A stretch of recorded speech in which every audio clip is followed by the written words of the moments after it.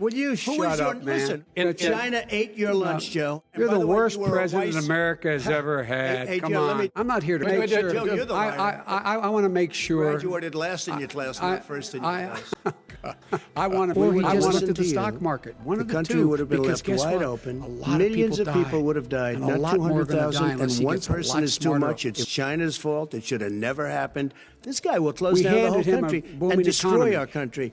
He Our country blew is it. coming back He incredibly blew it. well, setting He blew records it. as it does it. We don't need He somebody blew to it. come in and say, let's shut it down. We have a higher deficit with China now than we did before. We have the highest trade deficit China with ate Mexico. your lunch, down All right, gentlemen, 18%. and China he ate blew your it. lunch, Joe. And But- no wonder your son goes in and he takes out... He blew it.